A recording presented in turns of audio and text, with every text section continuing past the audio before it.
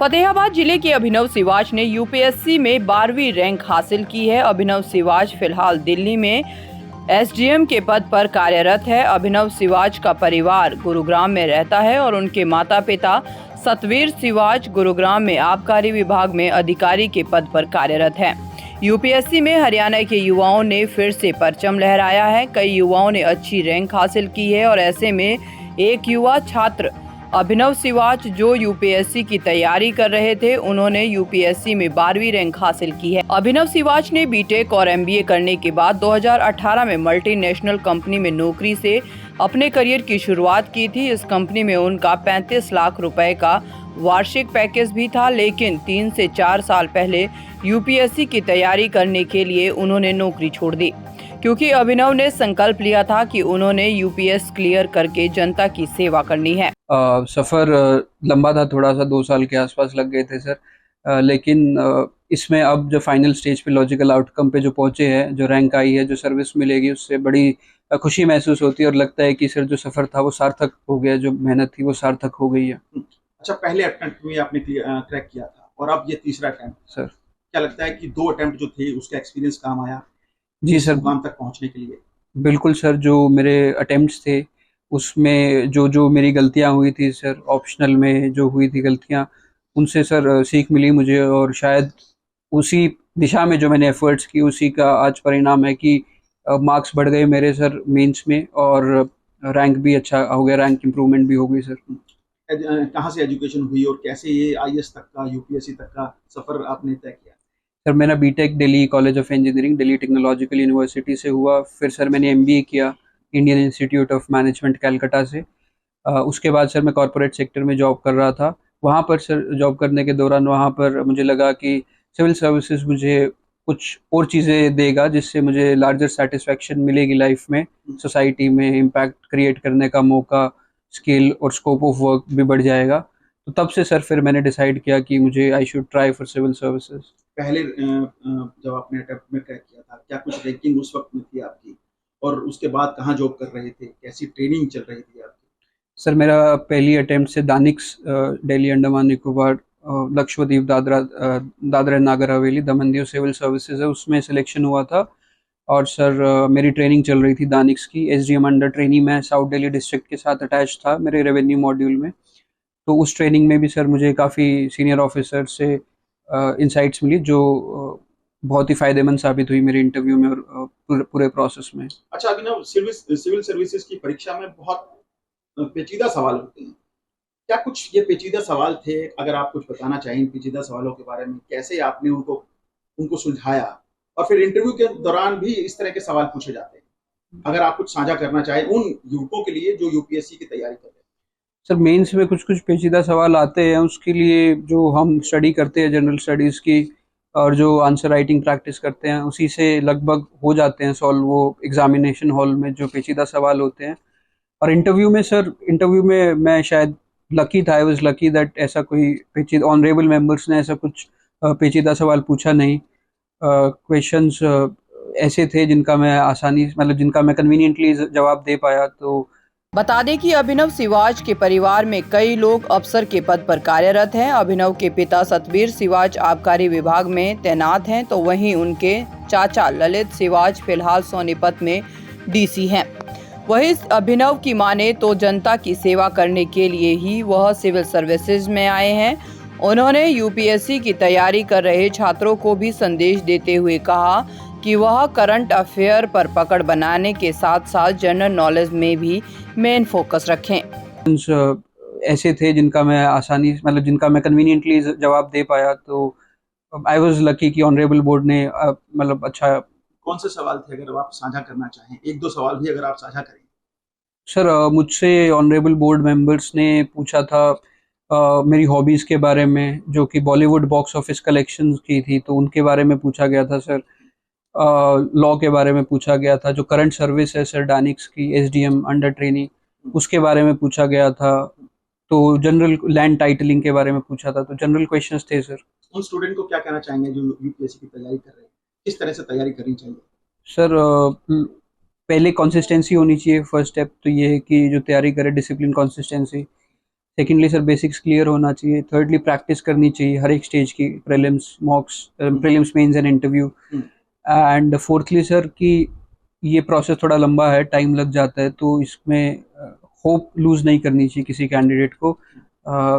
उन्हें लगा रहना चाहिए प्रोसेस में, बिकॉज अगर वो कंसिस्टेंटली लगे रहेंगे तो उनका जो प्रयास है वो सार्थक होगा, बिल्कुल सार्थक होगा।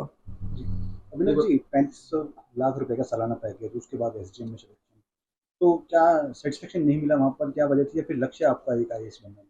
सर उसमें मुझे लगा कि सर पैकेज अच्छा था, बट मुझे लगा कि सर लॉन्गर रन में मुझे सेटिस्फेक्शन जो है ऐसी जॉब से मिलेगी जिसमें मैं कुछ समाज के लिए कर पाऊँ, सोसाइटी के लिए कर पाऊँ।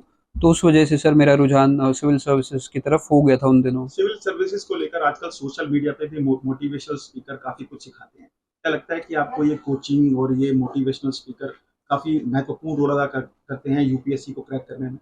जी सर, इनका रोल होता है। इनका कुछ काफ़ी फैक्टर्स होते हैं और उन फैक्टर्स में इनका भी रोल होता है। तो हाँ, इनका रोल होता है वैसे, लेकिन बाकी फैक्टर्स भी होते हैं कैंडिडेट का खुद का motivation, family support, clarity of thought, जो मुझे लगता है बड़ा रोल प्ले करते हैं। अच्छा, अब आपने कर लिया क्रैक। जी सर। अब आपकी पहली प्राथमिकता क्या होगी अगर आप अधिकारी के तौर पर? सर मेरी पहली तो ये होगी, जो भी सरकार की नीतियां हैं, पॉलिसीज हैं, स्कीम्स हैं, उनको पंक्ति में जो आखिरी व्यक्ति है उन तक पहुंचाया जाए, सैचुरेशन ऑफ स्कीम्स हो। दूसरा सर, जो जनता और प्रशासन, एडमिनिस्ट्रेशन के बीच में जो गैप है वो कम हो। तीसरा सर, जो ग्रीवांसेस हैं लोगों की वो जल्दी रिड्रेस हो। और चौथा सर, जो बेसिक प्रायोरिटीज़ होती हैं गवर्नमेंट की, हेल्थ, एजुकेशन, उस पर जो भी गवर्नमेंट की स्कीम्स, दिशा निर्देश रहेंगे उनको जुझारू रूप से काम किया जाए। Thank you sir. पेरेंट्स तो हर पेरेंट्स अपना चाहता है कि उसके बच्चे प्रोग्रेस करें, अच्छा मुकाम हासिल करें। तो हर पेरेंट्स कोशिश करता है कि उसको बच्चे को मैक्सिमम सुविधाएं दी जाए और उसकी जो भी रिक्वायरमेंट है वो पूरी की जाए। तो इसी तरह हमारा था, बाकी मेहनत तो बच्चा ही करता है, बच्चे के कारण ही सफलता मिलती है।